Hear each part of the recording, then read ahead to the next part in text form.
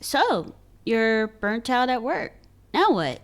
I did some research as normal and I've compiled a bunch of tips to address the boredom. Again, really sorry about the last video being very echoey. I will figure out how that happened in OBS and fix it the next time I do a video in OBS, if ever politics doesn't do well on my channel, which that was what the last video was about. On to this topic of how to deal with burnout / bore out at your job. So you might be wondering, what is bore out? We've all heard of burnout, but what is bore out? Bore out is literally being bored to death at your job. You are so bored that it's actually impacting your mental health. That is what bored out is. So how do you deal with that? Let's look into potential solutions. It's funny because I definitely find this relatable, and I'm sure at least some of you find this relatable, because you can also be at work and you don't have a lot on your plate. So you take this as an opportunity to say, great, I can talk to my boss and learn some new things to help me not feel so bored in these 8 hours I gotta spend at work. So you ask for more work, or you at least signal that you don't have a lot on your plate, so you can be put on new projects / you yourself might even take the initiative to find other projects going on within your team or within your department, if possible, and you just offer your hand. You offer your skills where you can, and then back with your own team and your own responsibilities. Eventually, things happen, things come up, and basically you end up in a space where, wow, I actually have a lot to do now just with my basic job requirements. And any of that extra stuff that you picked up because you were bored, some of those things that you picked up may have priority tasks too now. And now you're super overwhelmed because you have to maintain both of those things. And it fucking sucks. I don't know what to do with that, because you are just trying to address the ebb and flow of how much work is where within the company, how much work naturally lies under your team / skill area, and how much other stuff you get involved in to fill your time. And that's a balancing act, and that really can also contribute to your burnout as well, ironically. But you don't want to have too much of a lull when you do have lulls, because that lack of stimulation, especially for us with ADHD, can be really draining. So that can really impact your mental health if you're doing too little because you're trying not to get overwhelmed. And of course, if you're getting overwhelmed, that's really bad for your mental health. When you're trying to balance things out, something to consider is that for a lot of us with ADHD, we have to consider it 4 times as harder as neurotypical people. If you're feeling like you have to work that much harder to come up with the same output as neurotypicals, you also have to consider that when figuring out a good workload, so you're not boring out, you're learning enough new things, and you're keeping yourself stimulated, which is important from preventing burnout, where and just like disillusionment, you're just not learning anything. You want to be learning and doing enough, and you want it to be novel enough that you're not getting bored, but you don't want to end up so overwhelmed that you're just over it in the opposite way too. So if you're finding that you can't achieve a remotely good balance wherever you're working right now, if it's at all possible, definitely look at leaving the job. Definitely have something lined up before that. Look for another job with whatever energy you have. I know it's be really hard, but use a little of your extra energy outside of work to take little steps into finding other jobs every day.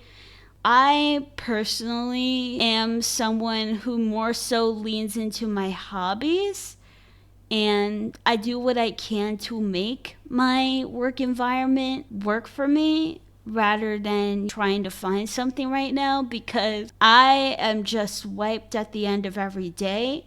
But if you have any energy, especially if you watch this video at a different time when the economy isn't so shit, it might be worth it to look for other jobs. Before that, maybe do some soul searching, figure out what's not working in this job, what would work better for a job, and actually look for jobs that closer to whatever that ideal vision of a job is that would make you truly comfortable. Also, if you hear Samuel in the background, he's just reminding you to subscribe and ring the bell and all that good stuff if this is remotely helpful having your background. One thing that you can do if you have those lulls within your workday is learning new skills. A lot of bigger companies, at least, will give you some kind of subscription that's free, and it lets you use something like Pluralsight or, I don't know, Coursera, something that lets you learn new skills. So for some people, just learning those skills throughout your workday whenever you have time is enough.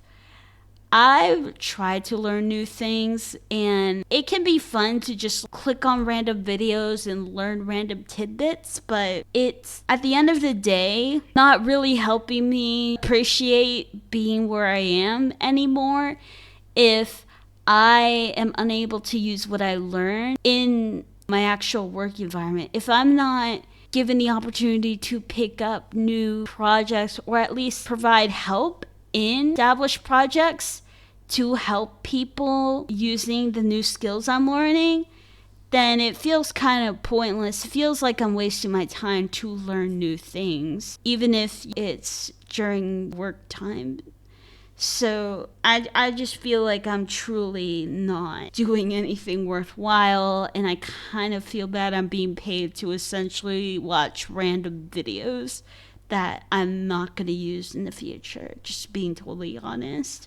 If you're at that point where your job is just getting boring and you're not really able to pick up new skills and learn the skills, and if you're unable to learn new skills and apply them to new projects, it's really hard to get into other projects, and you're just not learning anything in your current role, you might need to consider, again, finding a new job, because for people with ADHD, especially, job hopping is actually fairly common.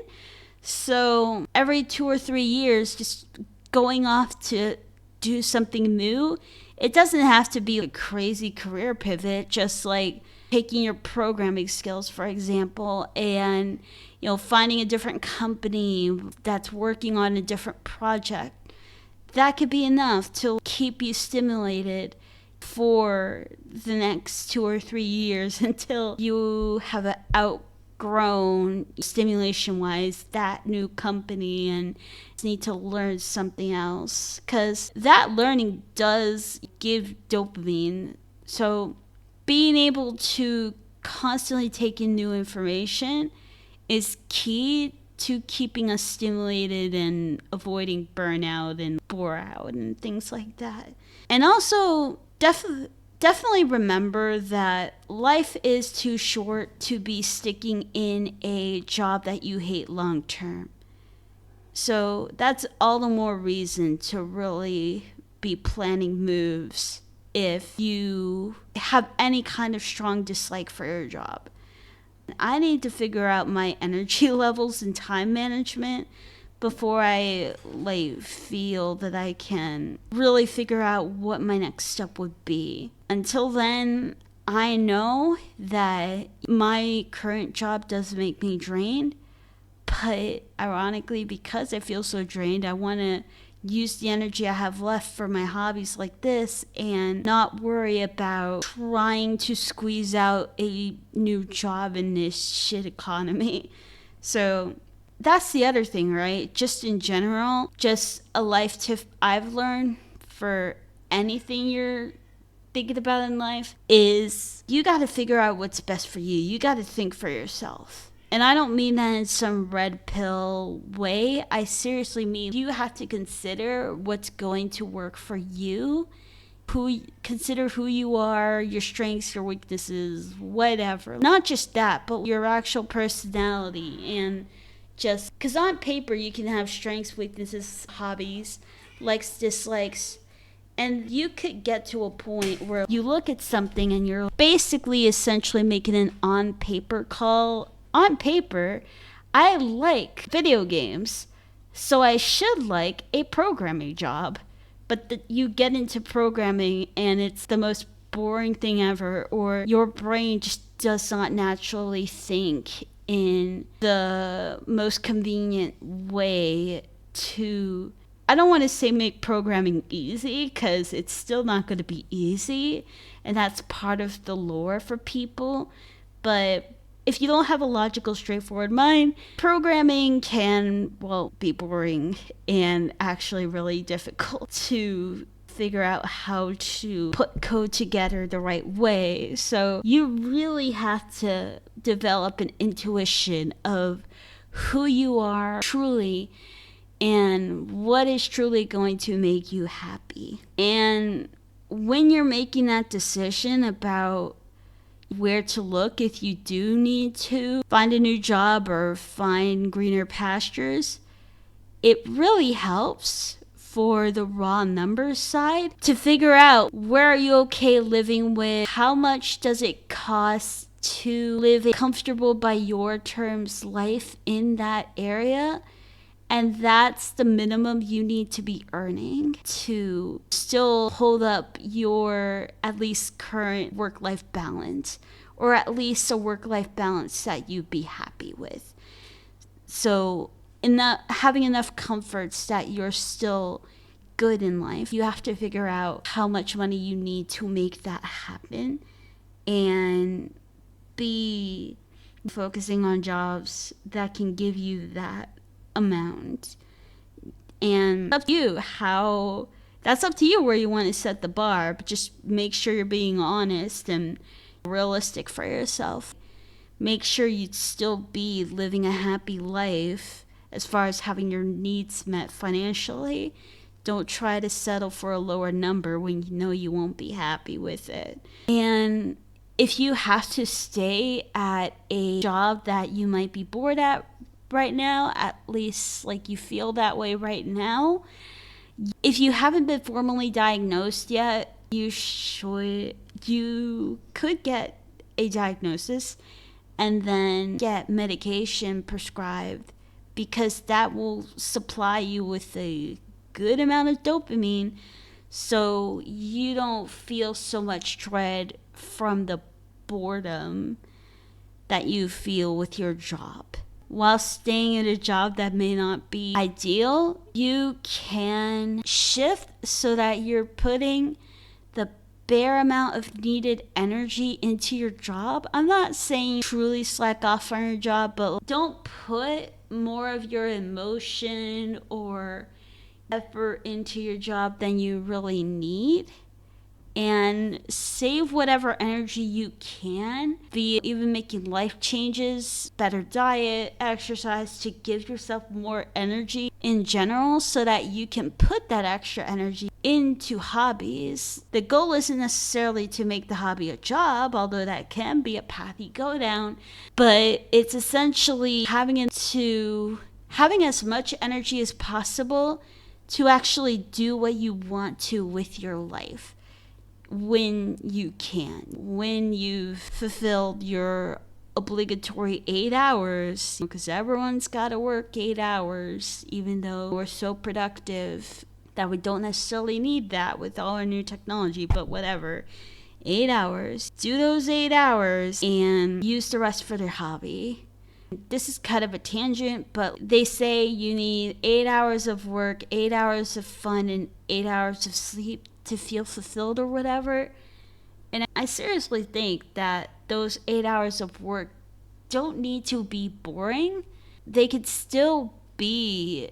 In fact, you probably should strive for those 8 work hours to still be fulfilling. Like, just because you aren't necessarily relaxing per se doesn't mean you can't have fun and enjoy those 8 work hours. I'm sorry this video is all over the place. A big thing that a lot of people with ADHD really thrive on is working a job that lets you do a lot of different tasks, especially if those tasks switch up. Because I work a lot of tasks, but it's a fairly repetitive month over month kind of calendar, if you will.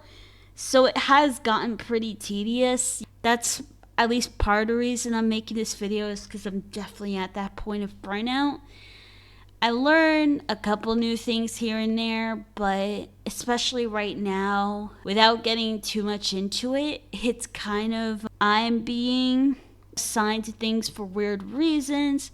So it's not as easy to, even the new stuff I'm getting to get into feels like I'm really having my hand forced into these things, and just knowing my job like I do, I'm no expert or anything, but I've definitely questioned a lot of the new things I've been asked to learn. So it's a bad spot I'm in right now. I think it probably is better if you find a job that by default has a huge variety of things you do day to day, and it doesn't too often get to a place where it feels repetitive in any way, because you're just going to end up a lot happier. If I could find something like that that truly felt constantly novel, I would definitely be looking into making that happen, because that was actually one of the reasons. When I was in high school, I wanted to be a teacher, and I was looking at going to college for that, but I wanted to teach Japanese language to people and share my weeb. But I realized that, especially for language teachers, a lot of what you're going to be teaching is going to be the same stuff year after year. Yes, the students change. Yes, you could probably change your assignments, but it's still going to have a lot of repetitive to it. So that was a huge reason that I walked away from that potential career path, along with other things, but that was one of the things that made me reconsider it. But if you have any time to look for jobs that have more variety, that could really help you if you are feeling like your current job is too repetitive. There's also entrepreneurship if you're built for it, and that can really allow you to fulfill that no day is the same kind of aspect, because you're your own boss, you're wearing all of the hats. So that's another thing. Any job where they advertise and really mean you're going to wear a lot of hats in this job, sometimes that can be a red flag. So be careful, really look into the situation. But if you find a job where they're saying off the bat you're going to be wearing a lot of hats, as long as it doesn't turn into a toxic situation where you're expected to do everything and held responsible for everything and things like that, that is ideal for people with ADHD. But you want to be careful when looking for your ideal job, because consider the phrase that people give of, oh, follow your passions. But for us with ADHD, those things that we feel are passions, they could be hyperfixations. Even if they've been lasting for years, they could be hyperfixations that we eventually just move on from. I've had hyperfixations for freaking years, And I would not want to be working jobs with those things at this point in my life. Not that any of those things really have jobs in them, but I wouldn't want to be working a job that is pertaining to an anime I loved 6 years ago, but don't really have the same attachment to it now. So definitely be careful you're not really staking your life on what is essentially a hyperfixation. Another key quality of a job to look for is a job where you stay. On the busy days at the grocery store I worked in, I loved those days because yes, there was a lot going on and heavy traffic, but that meant that you were always doing something. I was always bagging groceries, I was always getting carts when I somehow wasn't bagging groceries, so I was doing a lot of work, and honestly, those were my favorite days. Overwhelming by the end of the day because of the autism, but otherwise, pretty fucking solid days at those jobs. One job that, at least on paper, seems pretty good for people with ADHD is consulting, because you work on a bunch of different projects one after the other that are gonna look very different from each other, though consulting is known to have long hours, especially when you're new to it, depending on what company you work for.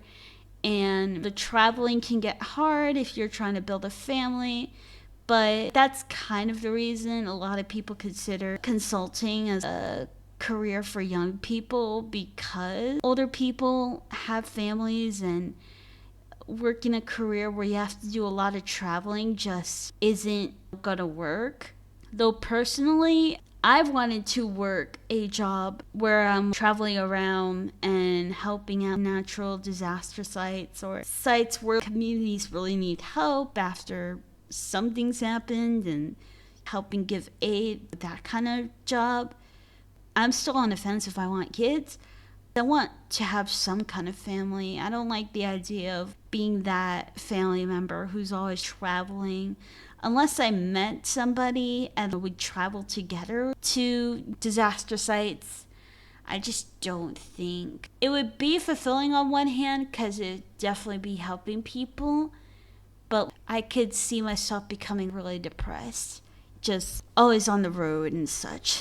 One kind of compromise, if you're stuck in a boring job, is to find side projects. Again, if you have enough energy, there are different side projects and hustles that have different level of energy requirements, so it's not impossible to find freelancing of some kind or a hustle, as the kids say it, even while being low energy yourself. Just gotta look into it. And you can even do some of these things from your phone. So people, and just in general, some people find taking a break to take a walk with coworkers during the workday is a helpful way to reset your brain and avoid burnout or bore out.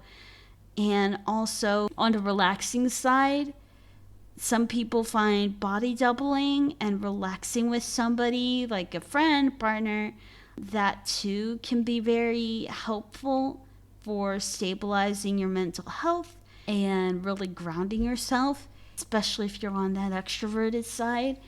And if you're like me and have low blood pressure during the workday, having snacks, particularly like protein bars, can really help you keep the energy up so you're able to put more focus onto your work, because you don't have enough food and blood sugar in your body. So having snacks around helps you work hard and stay in the zone at work so you don't start feeling burnt out to begin with because you're too bored or checked out at work because you're hungry. That totally made sense. And some people, even with ADHD, find Pomodoro helpful to get work done and have a healthy number of breaks. Personally, What I do is I basically watch YouTube videos of different lengths, and after any given YouTube video, I will take 5 minutes or 3 to 5 minutes to clean something. So that's how I fit in my cleaning. But I've had to randomize my Pomodoro chunks for it to actually work for me, which is peak ADHD, needing to make your Pomodoros fun and variable. When it comes to potentially looking for other jobs, being in a job where you can truly pick your own hours is super beneficial, whether that means being your own boss or working at a truly flexible place. Like in corporate, at the jobs I've worked, even though they claim that they didn't really have a schedule you had to follow, there still were core hours, and just in general, a expectation people will build with your flow. People will recognize, oh, this person usually comes in 7 to 3, oh, they come in 8 to 4, or whatever. Even if you do a thing where you might leave a little early in the afternoon for family obligations or just energy level reasons, and you come back and work a bit at night, that too can be its own expected pattern. And people will freely message you at 5 p.m. and dump work on you. So corporate is really not friendly to truly flexible working schedules, at least in the cases I've been in. And outside of our expectations, the just general bureaucracy of corporate America is just really off-putting. So some people choose to use FIRE, financial independence, retiring early, to really kick their ass in gear for 10 years or even 20 years and then retire early and just live off of that retirement through a lot of times eating very basic meals and a lot of cutting of expenses. And I cannot put that level of stress / discipline on myself for long periods of time, because 10 to 20 years, no matter how the FIRE people want to sell it to you, it's still a freaking long amount of time. A lot of people find having jobs where you work on your feet is super duper to really staying engaged, because your body is a lot more on alert when you are standing. And ADHD brains, we thrive when our body is sending messages of we're on alert. That's when our brain is more likely to go. We have to always be doing something. Having headphones to be able to either block out noise or listen to your thing or both can really help focusing. Long before I knew I had ADHD, I've been listening to YouTube, and that on its own is a fairly effective stimulation pill of its own. It reminds me to stay on task, which might seem ironic because YouTube is usually seen as a distraction, and it can be for me. It at times is definitely a distraction, but oftentimes it serves as good stimulating white noise while I do work, however tedious. And if you're dealing with a severe bout of burnout, definitely consider going to a therapist. All these methods to work through it, a lot of them are band-aids, because an important thing if you're feeling burnout or bore out is to really explore what about your job is causing it. Or it could even be something going on in your life external of your job that really sours your mood about your job and you find it pointless. Or you could be dealing with a bout of depression, which may or may not come from external or even in the office circumstances.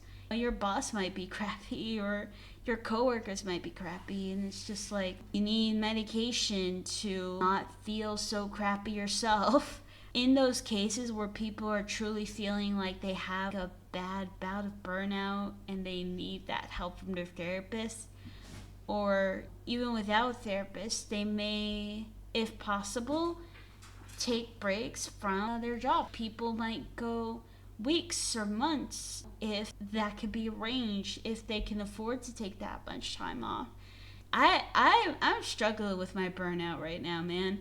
I felt this burnout essentially since college, because I think it's because I worked really hard ever since after high school to basically build a life for myself.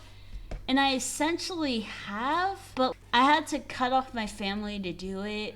And also just like, I don't have, I definitely feel lonely a lot of times. And I also like, my job is pretty unstable right now, as far as it's pretty toxic. So I've never really had the chance to feel like I was truly in a comfortable place. So that's why I'm still fighting burnout, because I work so hard and it doesn't feel like it's really gotten a payoff. I'm just struggling in a different setting to make things work. So that's fun.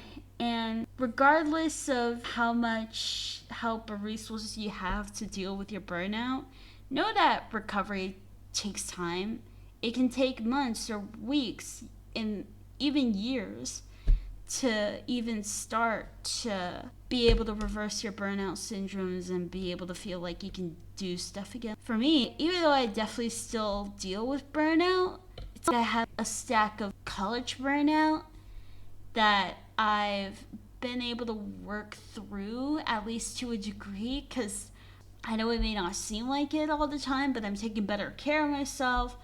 I have the energy to clean and all those things. So I'm slowly recovering from the trauma and the burnout and shit. But again, there is still the toxic workplace I work at. And it's like, again, there's definitely that part of me that knows I should look for something different.